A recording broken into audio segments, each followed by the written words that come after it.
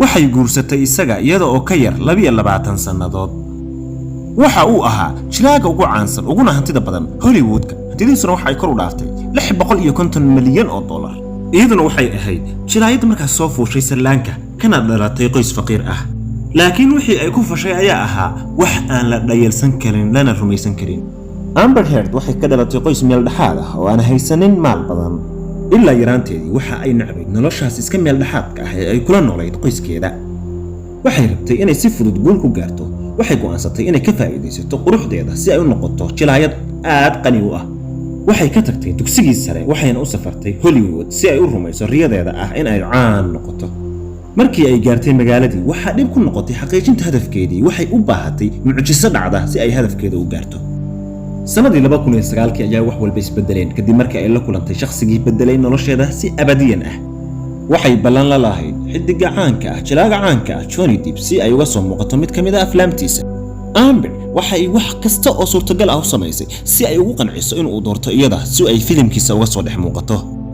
Johnny Depp waa uu doortay kadibna waxa ay gaartay heerkeedii ugu sareysay ee farxadda. mudadii duubistu socotayna wax isku daysay inay aad ugu soo dhawaato Johnny waxa uu ahaa xidiga ugu weyn Hollywoodka. waxa ayna rajeynayeen gabdhaha oo idilii inay xiriir la samaystaan. lacagtiisuna waxa ay kor u dhaaftay $650 milyan. Mareykanka. Amber way ku guuleysatay inay indhihiisa u soo jeediso xaggeeda oo waliba si aad u daran ay u cajab gelisay. waxa uu la yaabay sida ay u jeceshahay waxa uu jecel yahay. wuxuu jeclaa wax akhrinta buugaagta iyo muusikada. wax badan ayay isaga ekaadeen. xiriirkoodu waxa uu socday markaas muddo 6 sannadood oo dhameystiran ah.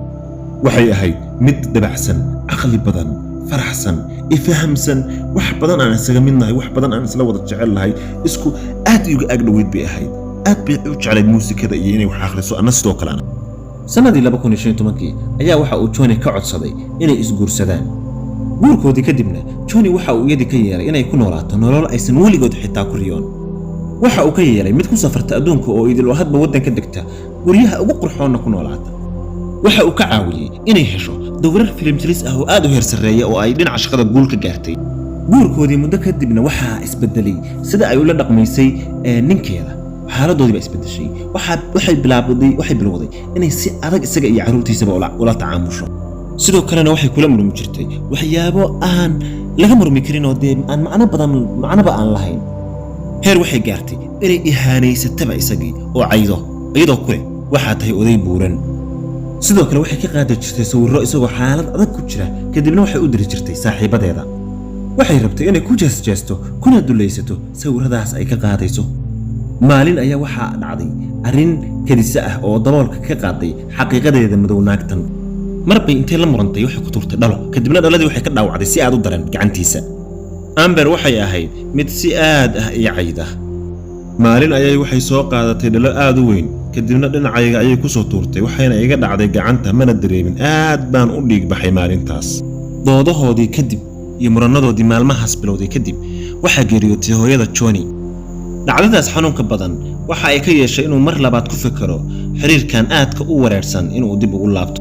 waxa uu Amber u sheegay inuusan xiriirkaas guurkoodaasi uusan sii jiri karin loona baahan yahay inay kala tagaan. wuxuu yiri waxaan u baxayaa safar 2 bilood ah markaan soo laabtana waa inaanu kala tagnaa. waxay go'aansatay Amber inay waxyaabo la yaab la samayso inta uu safarkaasi isku diyaarinay. intuu maqnaa ay ka faa'iideysatay iyadaaba dalabkii furiinka ka hor dalbatay. sidoo kale waxay ka soo muuqatay maxkamadaha iyo saxaafadaha iyada oo leh nabar ayuu ii geystay oo nabar ayuu wajiga iga dhuftay. Johnny mucjiso ay ku noqotay in asagoo waddanka ka maqan ay waxaas oo dhan dhacaan. saxaafadda hortaysa maalinkii xigay ayaa Amber waxay soo muuqatay iyadoo saaxiibteeda dhoola cadeynaysa dhaawacii wajiga ay ka sheeganaysana uusan ku oolin. si uu mashaakilkan ay ku furfurtay uga takhaluso ayaa waxa uu siiyay $7 milyan. waxaana ku heshiiyeen furiinkooda kadib in ay xiriirkoodii iska ilaawaan qof walbana hortiisa u shaqaysto. balse 2 sano kadib ayay waxay qortay maqaal ay kaga sheekeynayso inuu si adag ula dhaqmi jiray oo uu garaaci jiray. maqaalkaasi waxa uu burburiyay noloshii Johnny iyadoo oo shaqooyadiisii iyo filmaantu jilayba laga joojiyay doorarkii ugu muhiimsanaa. shirkadihii uu heshiisyada kula jireen waxay bilaabeen inay heshiisyadii ka baxaan. sidoo kale wuxuu waayay silsiladii aflaamtii Caribbean-ka ee uu ku lahaa doorarka ugu muhiimsan inuu sii jiro. hantidiisina waxa uu sii khasaaray $22 milyan oo maartay uu heli lahaa oo imaan lahayd. sidoo kale waxa dhinac walba ka soo weeraray saxaafadda.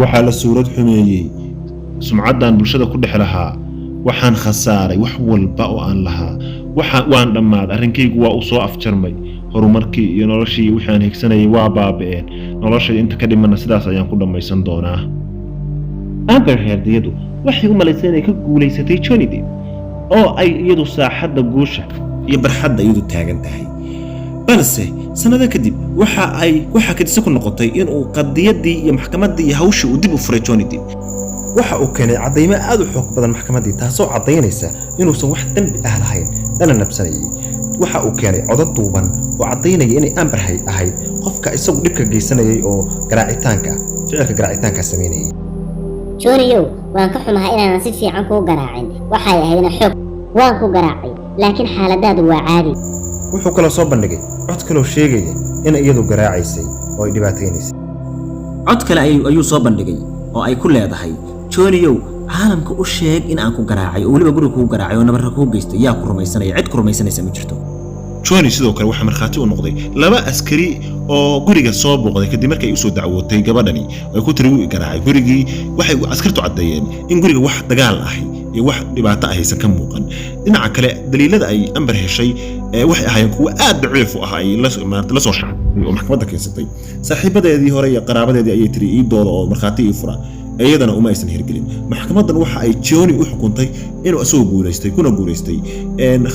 khasaare celin dhan $15 milyan oo lagu khasaare celinay dhibaatadii soo gaartay sidoo kale waxay islaantani weyday ixtiraamkii ay caalamku u hayay shacabiyadeedii iyo taageerayaasheedina waa ay isdhintay waxaana la ogaaday inay tahay beenaaley aan wax sumcad ah ku dhex yeelan doonin bulshada Johnny ugu dambeyn waxaa laga hufay dambiyadii iyo ceebtii soo gaadhay waa laga dhaqay waxa uu yeeshay taageerayaal cusub oo malaayiin ah hadafkaygu wuxuu ahaa inaan xaqiiqada soo bandhigo waxa aan u hayaa abaal caruurtayda iyo qof kastoo caawiyey aad iyo aad baad u mahadsantihiin waxaa muhiim ah in ay xaqiiqadu soo baxdo si aan muuqaalo badan oo noocan oo kale idinkugu soo sameeyo ha ila dhaafin subscribe like followda iyo sharta waa Cabdullaahi Cabdikariin Khaliif oo idin leh nabad galiyo salaamo markasta